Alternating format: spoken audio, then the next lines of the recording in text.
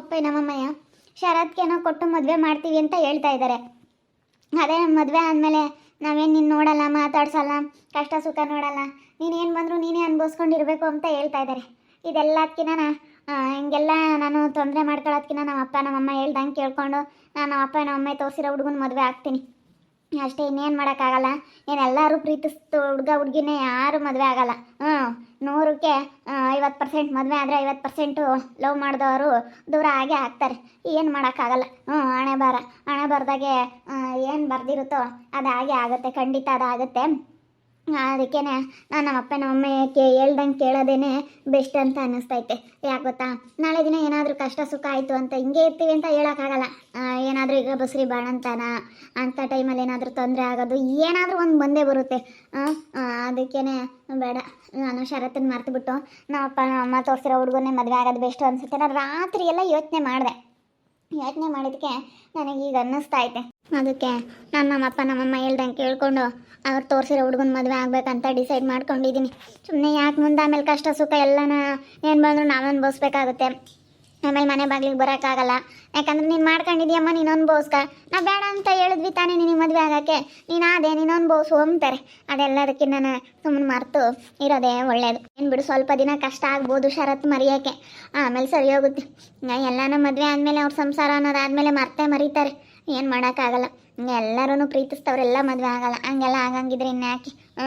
ಯಾರೋ ಒಬ್ಬರು ಹಣೆ ಬರದಲ್ಲಿದ್ದರೆ ಮದುವೆ ಆಗ್ತಾರೆ ಅದೃಷ್ಟವಂತರು. ಇಲ್ಲ ಅಂತಂದರೆ ಪ್ರೀತಿಸ್ನವ್ರನ್ನ ಮರೆತು ಬೇರೆಯವ್ರ ಜೊತೆ ಸಪ್ತಪದಿ ತುಳಿಲೇಬೇಕು. ಅಮ್ಮ ಬೇಜಾರ ಮಾಡಿಸ್ಬಿಟ್ಟು ಇನ್ನು ಅಮ್ಮ ಅಂತ ಹೇಳ್ತಾ ಇದೀಯಾ? ಯಾಕೆ? ಅಮ್ಮನ ಜೊತೆ ಮಾತಾಡಬೇಕಾಗಿತ್ತು ಕಣೆ. ನಾನು ಅಮ್ಮನ ತಗೇನೋ ಮಾತಾಡಿ ಅಮ್ಮಗೇನೋ ಹೇಳ್ಬೇಕಾಗಿತ್ತು. ಅದಕ್ಕೇ ಅಮ್ಮನ ಜೊತೆ ಮಾತಾಡೋಣ ಅಂತ ಬಂದೆ. ಭಾಳ ಬೇಜಾರ ಮಾಡಿಬಿಟ್ಟಿದ್ಯಾ ಕಣೆ ತನ್ವಿ. ಅಮ್ಮಗೆ ಭಾಳ ನಿನ್ನಿಂದ ನಮ್ಮ ಮನಸ್ಸಿಗೆ ಬೇಜಾರಾಗ್ಬಿಟ್ಟೈತೆ, ಭಾಳ ಬೇಜಾರ ಮಾಡ್ಕೊಳೈತೆ. ಅದಕ್ಕೆ ಅಕ್ಕ ನಾನು ನಮ್ಮ ಅಮ್ಮ ಇಂತಾಗೆ ಹೇಳೋಣ ಅಂತ ನಾನು ನೀವೆಲ್ಲಿಗೆ ಯಾವ ಹುಡುಗನ ತೋರಿಸಿ ಮದುವೆ ಆಗ್ರಿ ಅಂತ ಹೇಳ್ತೀರಾ ಆ ಹುಡುಗನೇ ಮದುವೆ ಆಗ್ತೀನಿ ಅಂತೇಳಿ ನಾನು ಹೇಳ್ತೀನಿ. ನಮ್ಮಪ್ಪ ನಮ್ಮಮ್ಮನ ಹತ್ರ ಮಾತಾಡ್ತೀನಿ, ಹೇಳ್ತೀನಿ. ಅವರು ಯಾವ ಹುಡುಗನ ತೋರಿಸಿ ಎಂಥ ಹುಡುಗನ ಮದುವೆ ಆಗು ಅಂತ ಹೇಳ್ತಾರೋ ಆ ಹುಡುಗನೇ ಮದುವೆ ಆಗ್ತೀನಿ. ಇಲ್ಲ ಅಕ್ಕ ಮರ್ತು ಬಿಡ್ತೀನಿ. ನಾನು ಪ್ರೀತಿಸಿರೋ ಹುಡುಗನ ನಾನು ಮರ್ತು ಬಿಡ್ತೀನಿ. ಬೇಡ ಅಕ್ಕ, ಸುಮ್ಮನೆ ಏನಕ್ಕೆ ನಮ್ಮಪ್ಪ ನಮ್ಮಮ್ಮನ ಮಾತು ನಾನು ಕೇಳ್ದಲೇ ನಾನು ಸುಮ್ಮನೆ ತಪ್ಪು ಮಾಡಿಬಿಟ್ರೆ ಆಮೇಲೆ ಮುಂದೆ ಪಶ್ಚಾತ್ತಾಪ ಪಡಬೇಕಾಗುತ್ತೆ. ಅಯ್ಯೋ ನಮ್ಮ ನಮ್ಮಮ್ಮನ ಮಾತು ಕೇಳಬೇಕಾಗಿತ್ತಲ್ಲಪ್ಪ, ಏನಪ್ಪ ನನ್ನ ಜೀವನ ಹಿಂಗಾಯಿತು ಅಂತೇಳಿ ನಮ್ಮ ಮುಂದೆ ತುಂಬ ಪಶ್ಚಾತ್ತಾಪ ಪಡಬೇಕಾಗುತ್ತೆ. ಅದಕ್ಕೇ ನಾನು ಈಗಲೇ ನಾನು ಪ್ರೀತಿಸಿರೋ ಹುಡುಗನ ಮರ್ತುಬಿಟ್ಟು ನಮ್ಮಪ್ಪ ನಮ್ಮಮ್ಮ ತೋರಿಸಿರೋ ಹುಡುಗನ ಮದುವೆ ಆಗಿ ನಮ್ಮಪ್ಪ ನಮ್ಮಮ್ಮ ಹೇಳ್ದಂಗೆ ಕೇಳ್ಕೊಂಡು ಇದ್ಬಿಡೋಣ ಅಂತ. ಆಮೇಲೆ ಯಾಕೆ ಬೇಕಪ್ಪ, ಏನಾದರೂ ಅಂತಂದರೆ ಆದರೆ ನಾವೇ ಮುಂದೆ ಅನುಭವಿಸ್ಬೇಕಾಗುತ್ತೆ. ಅನುಭವಿಸಿರೋರ್ನೆಲ್ಲ ನೋಡಿದ್ದೀನಿ ಅಂಥವ್ರನ್ನೆಲ್ಲ ನಾನು ಅದಕ್ಕೆ ಹೇಳ್ತಾ ಇರೋದು. ಅಪ್ಪ ಅಮ್ಮನ ಮಾತು ಮೀರಿ ಹೋದರೆ ಯಾರು ಉದ್ಧಾರ ಆಗಲ್ಲ ಅನ್ನೋ ವಿಷಯ ನನಗೆಲ್ಲ ಗೊತ್ತಾಯಿತು. ನಾನು ಎಲ್ಲನ ಎಷ್ಟೋ ಕಡೆ ಸರ್ಚ್ ಮಾಡಿ ಎಲ್ಲ ನೋಡಿದೆ, ಫೋನಲ್ಲೆಲ್ಲ ನೋಡಿದೆ. ಯಾರೋ ಒಬ್ಬರು 100ಕ್ಕೆ ಉದ್ಧಾರ ಆಗಿರ್ತಾರೆ, ಇನ್ನು ಇದ್ದಾರೆ ಯಾರೂ ಅಷ್ಟೊಂದು ಉದ್ಧಾರ ಆಗಿಲ್ಲ. ಅದಕ್ಕೇ ಏನು ಬಿಡಾಕ, ಯಾರೇನು ಪ್ರೀತಿಸಿರೋ ಹುಡುಗ ಹುಡುಗಿನೇನೆ ಎಲ್ಲರೂ ಮದುವೆ ಆಗೋರ ಇಲ್ಲ, ಅದೆಲ್ಲ ಮರೆತು ಬೇರೆ ಕಡೆ ಮದುವೆ ಆಗಿರೋರು ತುಂಬ ಜನ ಇದ್ದಾರೆ. ಅಷ್ಟೇ, ನಂದು ಒಂದು ಆ ಥರ ಜೀವನ ಅಂತ ಅಂದ್ಕೋಬೇಕು, ಸುಮ್ಮನೆ ಆಗಬೇಕು. ಟೈಮಲ್ಲಿ ಎಲ್ಲರಿಗೂ ಆ ಥರ ಎಲ್ಲರಿಗೂ ಅಂತಲ್ಲ, ಕೆಲವರಿಗೆ ಒಂದು 100ಕ್ಕೆ 80% ಅಂಥ ವಯಸ್ಸಲ್ಲಿ ಲವ್ ಅನ್ನೋದು ಹಾಗೆ ಆಗುತ್ತೆ. ಏನು ಮಾಡೋಕ್ಕಾಗಲ್ಲ. ನೀನು ಏನೇಂದ್ರೂ ಒಂಥರ ಕಣೆ, ನೀನು ಹೆಂಗೆ ಅಂತ ಹೇಳೋಕ್ಕಾಗಲ್ಲ. ಮೊನ್ನೆ ಅಪ್ಪ ಅಮ್ಮ ಇಂತಾಗ ಏನಂತ ಹೇಳಿದ್ದೇಳು? ಬರೀ ಸುಳ್ಳು ಹೇಳ್ಕೆ ನೀನು. ಬರೀ ಸುಳ್ಳು ಹೇಳೋದು ಕಲ್ತಿದ್ಯಾ ನೀನು. ಅಯ್ಯೋ ಇಲ್ಲ ಕಣೆ ಅಕ್ಕ, ಹಂಗೆ ಮಾಡಲ್ಲ ಕಣೆ. ನಾನು ದೇವ್ರ ಮೇಲೆ ಆಣೆ ಮಾಡ್ತಾಯಿದ್ದೀನಿ. ನನ್ನ ಮೇಲೆ ಆಣೆಗೂ ನಿಜ ನಾನು ಹಂಗೆ ಮಾಡಲ್ಲ. ನಮ್ಮ ಮನೆ ದೇವ್ರ ಆಣೆಗೂ ನಾನು ಹಂಗೆ ಮಾಡಲ್ಲ ಕಣೆ. ಯಾಕೆ, ಏನೈತೆ ಮನ್ವಿತಾ? ಏನೋ ಹೇಳ್ತಾ ಇದ್ದಾಳೆ ಇವಳು. ಏನೋ ಹೇಳ್ತಾಳೆ ಕೇಳಮ್ಮ. ನಾನು ನಮ್ಮ ಅಪ್ಪ ನಮ್ಮ ಅಮ್ಮ ಹೇಳ್ದಂಗೆ ಕೇಳ್ತೀನಿ, ನಾನು ಯಾವ ಹುಡುಗನ ಮದುವೆ ಆಗಲ್ಲ ಅಂತ ಹೇಳಿ ಎಲ್ಲ ಹೇಳ್ತಾ ಇದ್ದಾಳೆ. ಅಲ್ಲ ಕೇಳು. ಇವಳು ಏನೈತೆ ಇವಳು ಮನ್ಸಾಗೆ ಅಂತ. ಏನೇ ತಿರ್ಗ ಏನೇ ನಿಂದು? ಏನು ಮಾತಾಡಬೇಕು? ನಾನು ಹೇಳಿಲ್ವೇ ನಿಮ್ಗೆ ಇಷ್ಟ ಬಂದಂಗೆ ಇರಮ್ಮ, ನಾವೇನು ನಿಮ್ಗೇನು ಬಲವಂತ ಮಾಡಲ್ಲ, ನಿನ್ನ ಮದುವೆಯಾಗಿ ನಿನ್ನ ಪಾಡಿಗೆ ನೀನು ಇರೋ ಅಂತ ನಾನು ಹೇಳಿಲ್ವೇ? ಇಲ್ಲಮ್ಮ, ನನ್ನ ಮನಸ್ಸು ಬದಲಾಯಿಸ್ಬಿಟ್ಟೆ. ಆಮೇಲೆ ಯಾಕೆ ಬೇಕು ನಾನು ನಿಮ್ಮ ಮಾತು ಮೀರಿ ಮದುವೆ ಆಗೋದು? ಆಮೇಲೆ ಈ ರೀತಿ ಎಲ್ಲ ಚೆನ್ನಾಗಿರಲ್ಲ. ಏನಾದರೂ ಮುಂದೆ ನನಗೆ ಕಷ್ಟ ಅನ್ನೋದು ಬಂದರೆ ನನಗೆ ಯಾರು ನೋಡ್ತಾರೆ? ಈಗ ನೀವು ತೋರಿಸಿರೋ ಹುಡುಗನ ಮದುವೆ ಆದರೆ ನಾಳೆ ದಿನ ಕಷ್ಟ ಕಣಮ್ಮ, ನೀವೇ ಕೊಟ್ಟು ಮಾಡಿದ್ರಿ ನೋಡ್ರಿ ಅಂತ ಹೇಳ್ಬೋದು. ನಾಳೆ ದಿನ ನಾನು ಅವನೇನಾದರೂ ಮದುವೆ ಆದರೆ ನಾಳೆಗೆ ಏನಾದರೂ ನನಗೆ ಬರಬಾರದು ಬಂತು ಅಂತಂದರೆ ನೀವೇನು ಹೇಳ್ತೀರಾ? ನೀನು ಒಪ್ಪಿ ಮದುವೆ ಆಗಿದ್ಯಾ, ನೀನು ಅನುಭವಿಸ್ಕೊಳಮ್ಮ ಅಂತೀರಾ. ಅದಕ್ಕೆ ಕಣಮ್ಮ ನಾನು ಮನ್ಸು ಬದಲಾಯಿಸ್ಬಿಟ್ಟೆ, ಬೇಡ ನಿಮ್ಮ ಮನಸ್ಸಿಗೆಲ್ಲ ಬೇಜಾರ ಮಾಡಿ ನಿಮಗೆಲ್ಲ ಇದು ಮಾಡಿ ಯಾಕೆ ಸುಮ್ಮನೆ.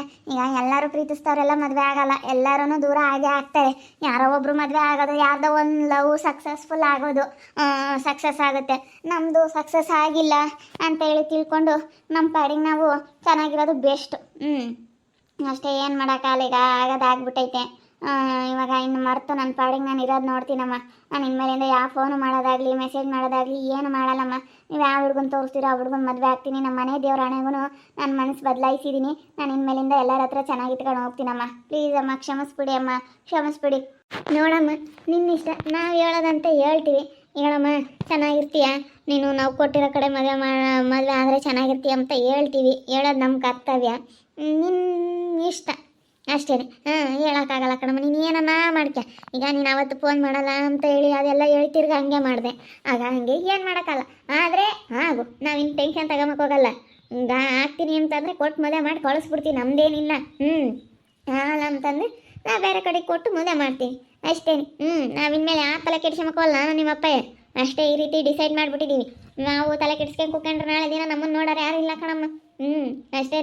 ನಾವು ಏನೋ ಇರೋರಿಬ್ರು ಹೆಣ್ಮಕ್ಳು ಒಳ್ಳೆ ಚೆನ್ನಾಗಿ ಓದಿಸ್ಬೇಕು. ನಾಳೆ ದಿನ ಏನೇ ಕಷ್ಟ ಬಂದ್ರೂ ಹೊರಗೆ ಹೋಗಿ ಅವ್ರ ಕಾಲ ಮೇಲೆ ಅವ್ರು ನಿಂತ್ಕೊಂತಾರೆ. ವಿದ್ಯೆ ಅಂಬೋದಿದ್ರೆ ಹೆಣ್ಮಕ್ಳು ಎಲ್ಲಿ ಬೇಕಾದ್ರೂ ಹೋಗಿ ದುಡ್ಕೊಂತಾರೆ ಅಂಬ ಕಾರಣಕ್ಕೋಸ್ಕರ ಇನ್ನೂ ಚೆನ್ನಾಗಿ ಓದ್ಸೋಣ ಅಂತ ಏನೆಲ್ಲ ಆಸೆ ಇಟ್ಕೊಂಡಿದ್ವಿ ನಾವು.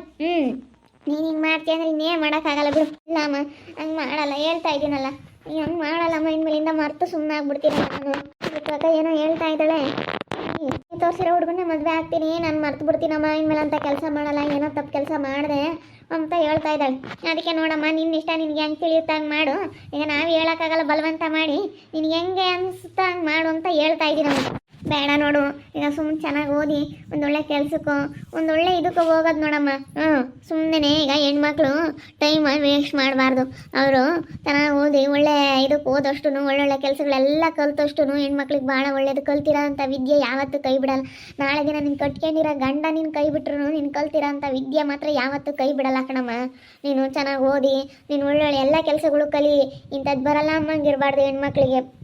ಏನಾದರೂ ಒಂದು ಮಾಡಿ ನಾವು ಮುಂದೆ ಬರ್ತೀವಿ ಅನ್ನೋಂಗಿರ್ಬೇಕು ನಮ್ಮ ಹೆಣ್ಮಕ್ಳು. ಹಿಂಗೆ ಇರ್ತಾರೆ ಅಂತ ಹೇಳಿ ಹಿಂಗೆ ಎಲ್ಲರ ಜೀವನನೂ ಚೆನ್ನಾಗಿರುತ್ತೆ ಅಂತ ಹೇಳೋಕ್ಕಾಗಲ್ಲ. ಏನಾದರೂ ಒಂದು ಏರುಪೇರು ಅದೇ ಆಗುತ್ತೆ. ಅದೇ ಅಮ್ಮ ಹೇಳೋದು. ಇವತ್ತೇನೇ ಕಷ್ಟ ಬಂದ್ರೂ ಈಗ ನಾನೇನೋ ಅದೇ ಅಮ್ಮ ಹೇಳೋದು. ನಾನೇ ನಿಮ್ಮ ಮದುವೆ ಪದವೆ ಅಂಥಕ್ಕೂ ಸ್ಯಾನೆ ಖರ್ಚು ಮಾಡೋದು ಬೇಡ. ನನಗೇನು ಇಷ್ಟನೇ ಆಗಲ್ಲ, ಯಾವ್ದು ಖರ್ಚು ಮಾಡೋಕ್ಕೂ ನನಗೂ ಇಷ್ಟ ಆಗಲ್ಲ. ಮಾಡಬೇಕು, ಮಾಡೋ ಕರ್ತವ್ಯ ಐತೆ, ಮಾಡ್ತೀನಿ. ಒಂದು ಅಡುಗೆ ವಸ್ತು ಮಾಡಿಸ್ಕೊಂಡು ಕೊಡ್ತೀನಿ. ಇನ್ನೂ ನೀವು ಚೆನ್ನಾಗಿ ಓದ್ರಿ. ನಾಳೆ ದಿನ ನಿಮ್ಗೆ ಅನುಕೂಲ ಆಗಬೇಕು. ನಮ್ಮ ಅಪ್ಪ ನಮ್ಮಮ್ಮ ಹಿಂಗೆ ಮಾಡಿದ್ಕು ನಮ್ಗೆ ಅನುಕೂಲ ಆಯಿತು ಅಂತ ನಾಳೆ ದಿನ ನಮ್ಮನ್ನು ನೆನೆಸ್ಕೋಬೇಕು. ನಮ್ಮನ್ನು ನೆನೆಸ್ಕೊಂಡ್ರೆ ಅಷ್ಟೇ ಸಾಕು. ನಮ್ಮ ಅಪ್ಪ ನಮ್ಮಮ್ಮ ಒಳ್ಳೇದು ಮಾಡಿರಪ್ಪ ನಮಗೆ ಅಂತ. ನಾಳೆ ದಿನ ಏನಾಗುತ್ತೋ ಗೊತ್ತಿಲ್ಲ, ಯಾರ ಜೀವನದಾಗ ಏನೇನಾಗುತ್ತೋ. ಗಂಡ ಕೈ ಬಿಟ್ರು ನೀವು ಕಲ್ತಿರೋಂಥ ವಿದ್ಯೆ ಆಗಲಿ ಕಸುಬಾಗಲಿ ಯಾವುದೂ ನಿಮ್ಮನ್ನು ಕೈ ಬಿಡಲ್ಲ. ಅದಕ್ಕೆ ಯಾವುದಾದ್ರೂ ಒಂದು ಕಸುಬಾದರೂ ಕಲಿಬೇಕು. ಒಂದು ಬಟ್ಟೆ ಹೊಲಿಯೋದಿಂದ ಹಿಡಿದು ಯಾವುದಾದ್ರೂ ಮಾಡಿ ನಾವು ಜೀವನ ಮಾಡ್ತೀವಿ ಅನ್ನಂಗೆ ಇರ್ಬೇಕು. ಇವಾಗಿನ ಕಾಲದಾಗ ಹೆಣ್ಮಕ್ಳು ಮುಂದೆ ಹೋಗಿದ್ದಾರೆ ಬಿಡು, ಹೆಂಗೆ ಬೇಕಾದ್ರೂ ದುಡಿತಾರೆ. ಆದ್ರೂ ನಾವು ವಿದ್ಯಾಭ್ಯಾಸ ಅನ್ನೋದಿದ್ರೆ ಏನೋ ನೆಮ್ಮದಿಯಾಗಿ ದುಡ್ಕೊಂಡು ತಿನ್ಬೋದು. ಒಂದೊಳ್ಳೆ ಕೆಲಸ ಏನೋ ಇದ್ರೆ ಅಂತ ಹೇಳೋದು ಅಷ್ಟೇ ನಿಮ್ಮ ಒಳ್ಳೇದಕ್ಕೆ. ಹಾಕೊಂಡು ಮಾತು ಮೀರ್ ಬೇಡ ಕಣಮ್ಮ ತನ್ವಿತಾ. ಅಷ್ಟೇ, ಹಿಂಗೆ ಮನ್ಸು ಬದಲಾಯಿಸಿದ್ಯಾ, ಹಿಂಗೆ ಚೆನ್ನಾಗಿ ಇಟ್ಕೊಂಡು ಹೋಗು ಅಷ್ಟೇ. ಬಿಟ್ಬಿಡು ಇನ್ಮೇಲಿಂದನ ಅದನ್ನೆಲ್ಲ ಬಿಟ್ಟಾಕಿ ಸುಮ್ಮನಾಗು. ನಾನು ಹೇಳ್ತಾ ಇದ್ದೀನಿ ಅಪ್ಪ ಅಮ್ಮನ ಮಾತಾ ಮೀರ್ ಬೇಡ ಕಣೆ, ಅಪ್ಪ ಅಮ್ಮನ ಮಾತು ಕೇಳು ಅಂತೇಳಿ ನಾನು ಅದನ್ನೇ ಹೇಳ್ತಾ ಇರೋದು ಇವಳಿಗೆ. ನೋಡಿದ್ರಲ್ಲ ವೀಕ್ಷಕರೇ, ನನ್ನ ಮಗಳು ಮನ್ಸು ಬದಲಾಯಿಸಿದ್ದಾಳೆ. ಮದುವೆ ಆಗಲ್ಲ, ನೀವು ತೋರಿಸಿರೋ ಹುಡುಗನೇ ಮದುವೆ ಆಗ್ತೀನಿ ಅಂತ ಹೇಳ್ತಾ ಇದ್ದಾಳೆ. ಅವಳಿಗೂ ಅರ್ಥ ಆಗೈತೆ, ಸ್ವಲ್ಪ ಯೋಚನೆ ಮಾಡವಳೆ. ಏನಾದರೂ ನಾಳೆ ದಿನ ಕಷ್ಟ ಸುಖ ಆಯಿತು ಅಂತಂದರೆ ಯಾರನ್ನೂ ಕೇಳಿ, ಯಾರನ್ನ ಹತ್ರ ನಾನು ಕೇಳೋಕ್ಕಾಗುತ್ತೆ ಮಾತಾಡೋಕ್ಕಾಗುತ್ತೆ ಅಂತ ಅವಳು ಸ್ವಲ್ಪ ಯೋಚನೆ ಮಾಡೋದಕ್ಕೆ ಅವಳಿಗೆ ಅರ್ಥವಾಗೈತೆ ಅಷ್ಟೇ. ನಾವು ಅವಳಂತೆ ಬಿಟ್ಟಿದ್ದಕ್ಕೆ ಅವಳೊಳಗೆ ಅರ್ಥ ಆಗೈತೆ. ನಾವು ಬೇಡ ಬೇಡ ಅಂದಿದ್ರೆ ಅವಳು ಇನ್ನೂ ಹಠ ಮಾಡೋಳು. ಅದಕ್ಕೆ ನಾವೇನು ಹೇಳಕ್ಕೆ ಹೋಗಲಿಲ್ಲ. ಸರಿ ಆಯ್ತಮ್ಮ, ಕೊಟ್ಟು ಮಾಡ್ತೀವಿ, ಏನಪ್ಪ ಅಂದರೆ ಒಂದು ಬಸ್ಕೊಂಡು ಹೋಗ್ಬೇಕು ಅಂತ ನಾವು ಹಿಂಗೆ ಹೇಳ್ಬಿಟ್ವಿ ಡೈರೆಕ್ಟಾಗಿ ಅಷ್ಟೇ. ನೋಡ್ತಾ ಇರಿ, ನೀನು ಆಗ್ಬೋದಂತ ಮುಂದಿನ ಭಾಗದಲ್ಲಿ ನೋಡ್ತಾ ಇರ್ರಿ.